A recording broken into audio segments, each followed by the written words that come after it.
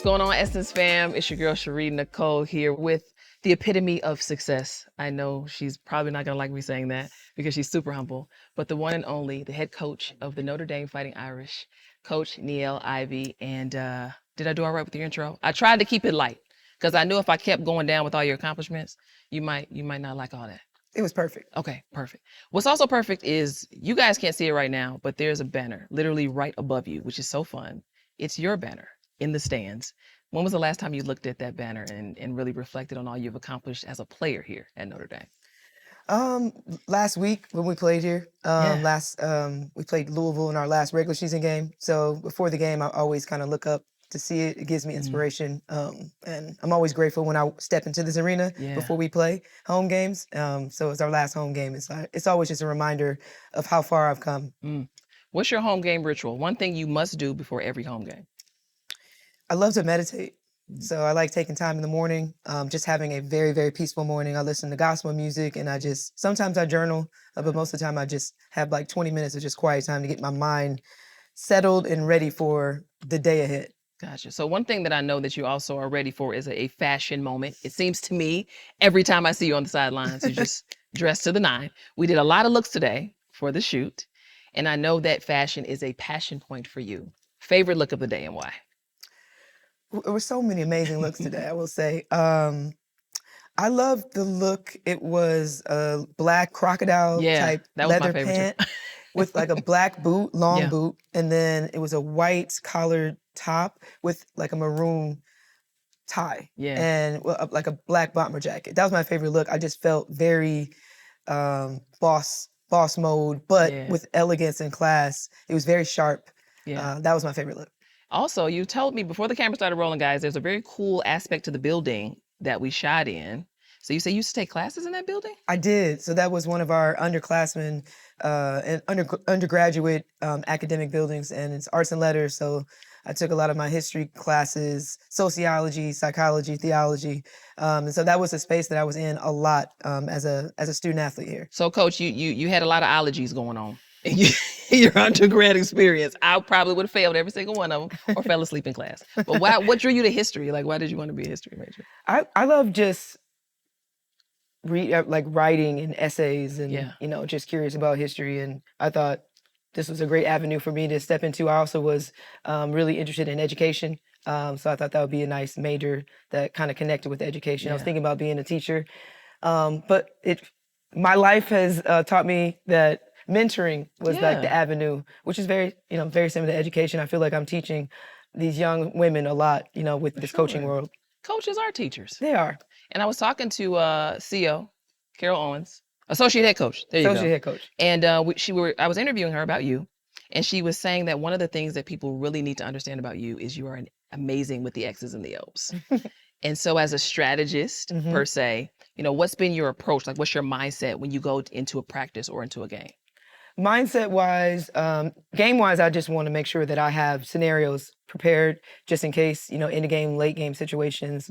I love learning and studying, and I studied a lot. I studied under Coach McGraw, and then went to the NBA, studied, the Memphis Grizzlies, and my son plays for the Pistons, so I've studied a couple of the coaches that they have, and I try to take different pieces of the X's and O's and try to incorporate that with our team. But I'm always just trying to over-prepare for any type of situation that might occur. Yeah.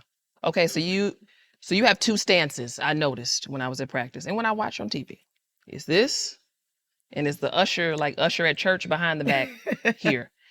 Do they mean anything different, or do they mean the same thing? What is going on in your mind when we're doing this? Let's start here. When you got the arms crossed, what's happening? I'm curious, like what's happening, what's going on. So I think I'm more stern when I feel like I'm more like what's going on this on the court. Like I'm more stern with that one, more engaged. That might be with the officials or what we're doing on the offensive end or defensive end, and a little bit more poised when my arms are back. I'm trying to be church usher, you just relax. Yeah, trying to get more, not getting too high or too low with what's going on in the game. But I think I'm more stern when I have my arms crossed. I'm starting to get very passionate, depending on, hopefully that's a high passion or trying to make sure that the team is where they need to be. What takes you to a high point in a game? Yeah, just the ebbs and flows. You know, the game it's a game of runs. Yeah. So sometimes it's like if the excitement of we're going on a run, Yeah. and I feel the energy shifting in a positive way for us, and then the other way is defense. You know, the game is slipping. You Yeah. know, and I don't feel like we're trending in the right direction, in whatever case may be. So those are sometimes where my energy is elevated. Yeah. I like to celebrate the girls a lot, You though. do, I which I love that. I love. love You're a player's when coach. when they do something spectacular. Like I'm meeting them halfway, almost like I'm on the team. You know, Yes. like dabbing them up and encouraging them. I get excited when they make great plays. You know, and they allow me to coach them, so Yeah. it's fun. Your favorite part about coaching, and I know we talked about this a little bit off camera, but there's a special trait you have, and I'm glad you mentioned about how you seemingly almost in the game. When I was watching you even in practice earlier, I'm like, the way that you talk to your team, it's a different energy behind it. Your energy is very reassuring. It's composed. It's also, I'm serious. I mean, what I'm saying is intentional. So how do you kind of manage that? You know, what does it mean for you to feel, for your players to respect just your approach? Because sometimes that can be taken for granted as well. Absolutely. I think they know that I'm very passionate. And they know that I'm very intense. And I feel like they feed off of that energy. Yeah. And every team is different, but I know this team, and I know that if they need an extra push, like they can do it for themselves, but I know it is well received when I do it. I mean, that could be in the locker room, and you know, I'm coming out with that high energy, is a pregame talk, but I try to meet them where I think they need me to be. But I'm very, very intense. I feel the game, and when you can't play, and I can't facilitate, like the way that I feel like I'm engaged with the team is like I'm, you know, going down the sidelines, or I'm again meeting them at half court or in the timeouts. You know, I'm really expressing how I feel, because I feel like that lifts them, and sometimes it encourages them in the times where I think they need an extra push. Yeah. So I want to know, because you talked about making them feel the love and your intention. How did you feel today with having all of this attention on you? When was the last time an entire group of people was totally focused on you? This was my first time. So, and I appreciate it. So I want to thank you and thank the team, because you made me feel really comfortable. It was a lot of fun. I got a chance to play with fashion. Yeah. I have a great glam team, so I have a powerful group of women that are behind the scenes, making me look beautiful. And it just feels empowering. I felt empowered today. I felt confident.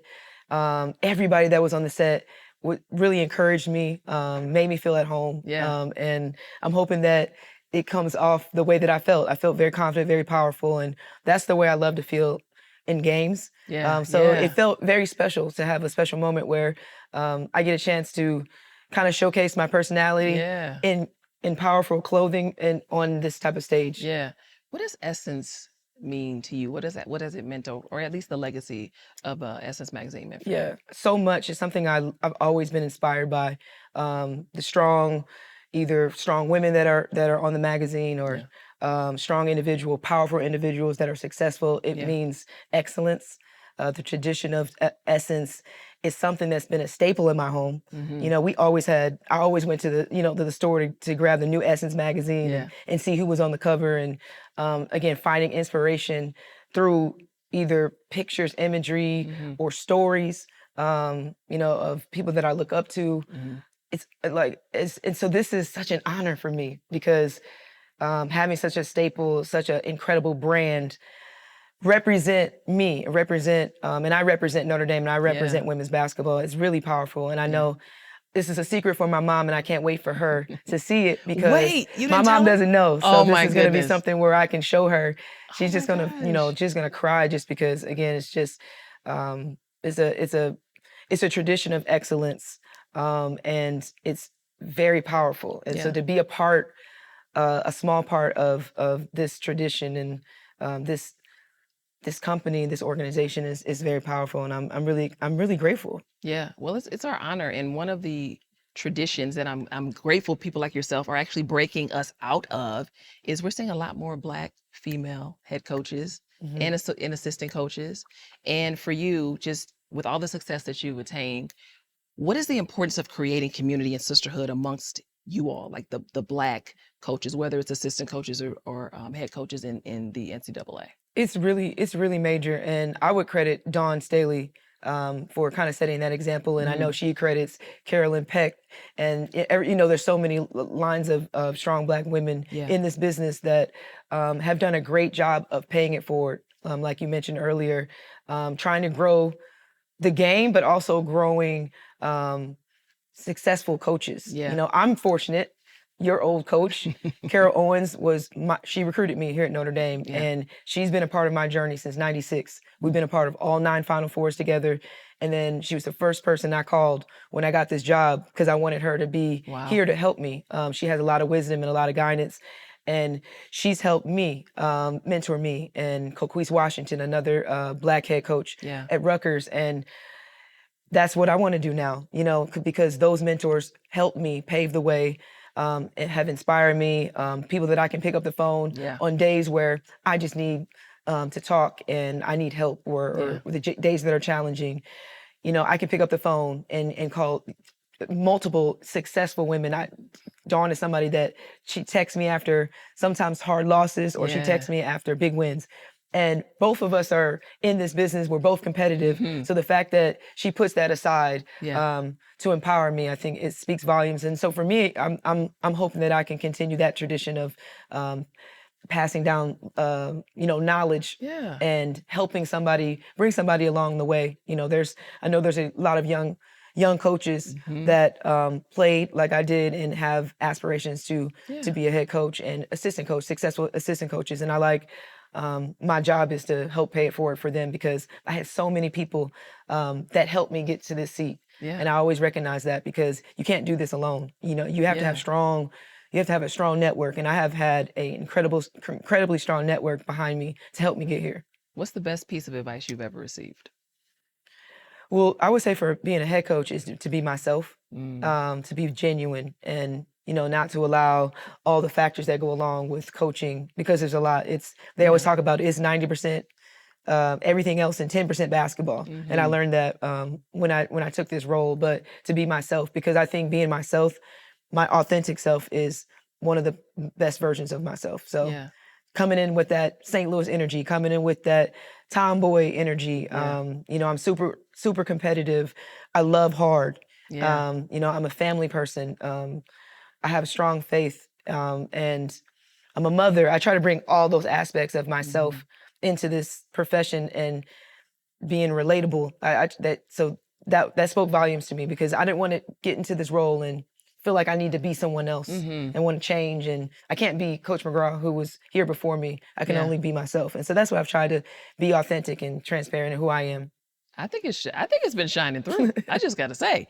And it's interesting how, you are totally connected, to who you are and who you want to be perceived as, and set the great example you do. And it's interesting to me because we live in this world of NIL now, the transfer portal, like jobs being on the line looks a little different with all of these different things going on. So when you think about not only the success you've had, but the challenge in just making sure stability wise, you can stay put, how are you managing this new era of collegiate basketball? I've had to adjust. My first year was COVID. So we started in late November after Thanksgiving, no fans. And, my press conference when I got the job was via Zoom, so it was totally different that year for me. The uncertainty and the unknown was really hard. And then my second year is NIL and transfer portal. And I just created a great staff around me. I'm fortunate that I've been a part of an incredible family here at Notre Dame. And so the resources that I have here are very strong. I have an incredible alumni base. I have a lot of support here. And that's what's getting me through. I think you have to adjust. You have to be a great recruiter, but you have to understand that you have to adjust with the times. We have to make sure that we are competitive in the NIL space, and make sure that we are along with all the 5 power, the top 10 organizations and the top 10 institutions. You have to be competitive. And so we're trying to make sure that here at Notre Dame, and they do a great job of making sure that we have the right resources and we're competitive in that space. But you got to adjust. This is different. This is not like in '96 when I came out of college, when you talk about social media and We have a house settlement that's coming up next season, next year, NCAA house settlement. So everything changes, and you have to be on edge, and you have to make sure that you are prepared to adjust with the times. One of the things that's also changed, and I'm grateful for it, the fandom for women's basketball in general just has exploded in recent years. You're also part of what ushered in that explosion. I know you're probably not gonna agree with me because you're just so humble, but it's the truth. So what do you make of that in light of what you just said? But also, there's just so much excitement around this beautiful game. What is your take on that, and how proud are you of just even your team and the teams you've coached kind of helping also to usher in this new wave of excitement? Yeah, I mean, I'm so fortunate to be a part of this new wave, and it started, a couple years ago. I think Angel Reese, Caitlin Clark, they were kind of the staples in that time where everybody tuned in. Basketball, the product was amazing, and it still is, and it's growing. So to see the respect that women's basketball is receiving, especially being a former athlete, it's amazing, because we all knew how strong and how powerful and how successful and how talented women in athletics and in sports, and especially basketball, have been for the decades. Yes. And so now we're on this stage, and we're growing, and we're continuing to grow. The fan base is larger. That we've had the most sold out games here in Notre Dame in the history of this program. Wow. And I just love being a part of it. And I was fortunate to be a student athlete, to kind of be a pioneer initially. And now it's kind of like, I love the rise. I love the respect. I love the support. I'm grateful. Our women are on commercials. Yeah. We're on the cover of Slam magazine. We have, game out USC, there's Michael B. Jordan and Snoop Dogg at the games. Yeah. Juju Watkins, Hannah Hidalgo now from my teams. Like, it's just amazing to see the rise of the support. WNBA is explosion. WNBA, unrivaled now in the offseason. Like, there's so many eyes on our game, and I just wanted to increase. And I'm excited for where women's basketball is right now and where it's going to go. Yeah, I'm really excited for you guys. I think this tournament's going to be very special for you all. And, I was in my feelings a little bit, y'all, because you all lost 3 out of the last 5 games of the season. Yes. I was at home with anxiety, but I know. You're bringing me good energy. We're turning this thing around. And, and thinking about just the season you all have had, again, a historic run. You had a great run, and despite that, you guys bounced back. And I know you will continue to do that. But in light of just the regular season, and as we move now into the most special part of any NCAA season, and that's March Madness time, and what just the tournament's here. Kind of where are you sitting as a coach? Where do you think your players are sitting, and how excited are you to be able to embark on this journey this year? Yeah, I'm just gratitude. I'm sitting with a lot of gratitude, because we're in our, this is our 4th season now, and we have a great opportunity. It's 0-0 again, and just taking advantage of every moment, not looking too far. It's 40 minutes. Again, like I said, it's a brand new season, but you have to go in with that mindset that you have to be great for 40 minutes. And so that's where we are. I gave them a lot of time off. I heard like 4 days off. 4 days off, That's just to reset. Hold on. You all, let me tell you something. That is a basketball player's dream in college, to get 4 straight days off, and it's not a holiday. Or spring break. Or spring break. Coach of the year. I don't know if they think that. But, no, I feel like everyone needs that reset. Yeah. You need that time away, rest your bodies, your mind.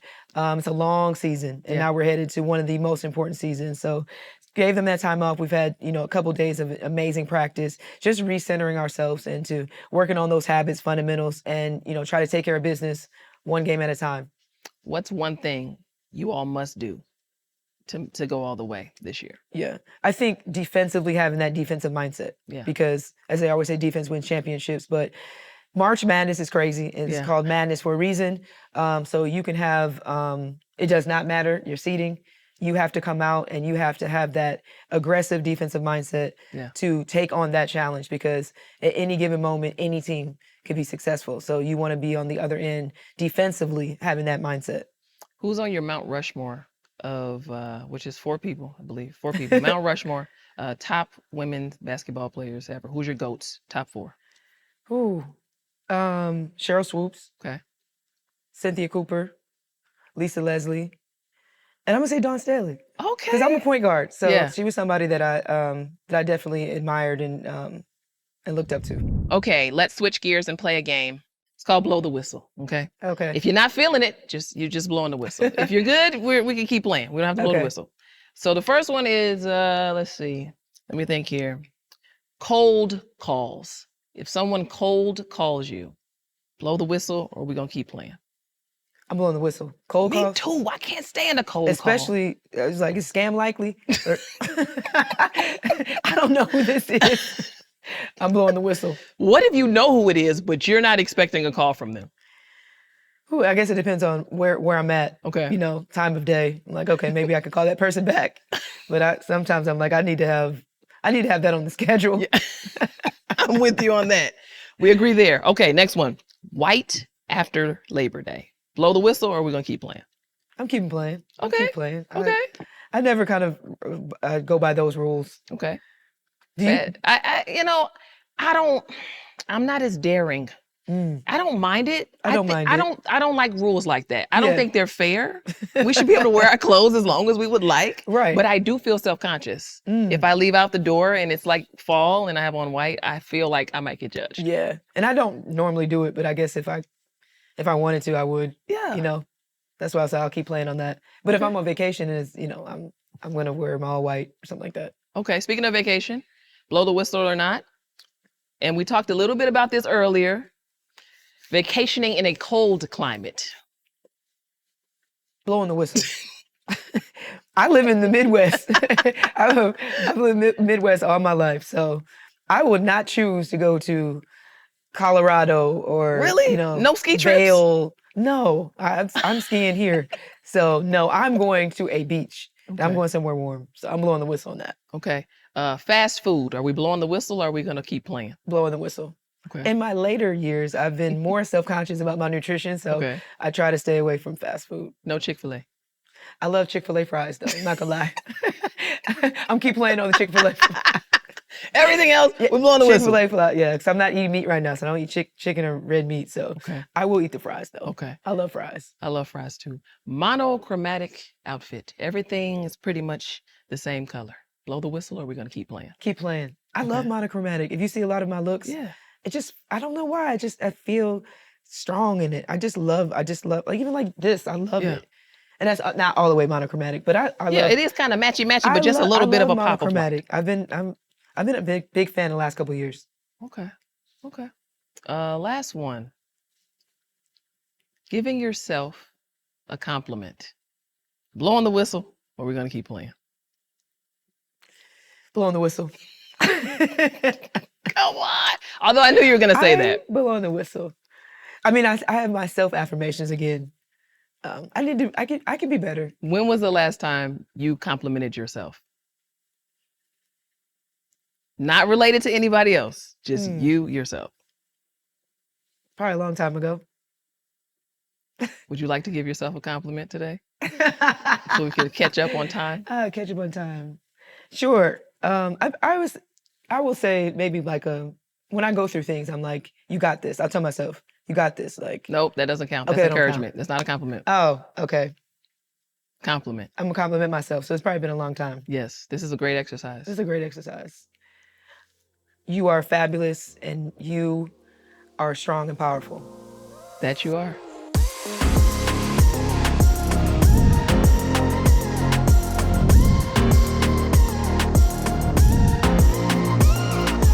Well, guys, thank you all so much for hanging out with me again for another edition of Essence Black Women in Sports. Make sure you check out all the cool things Coach Ivey is doing. Now, I don't know how much she sits on social media, but you need to check her out anyway. You also need to check out the Fighting Irish in this year's NCAA tournament. It's going to be incredible. And of course, I'm on their side.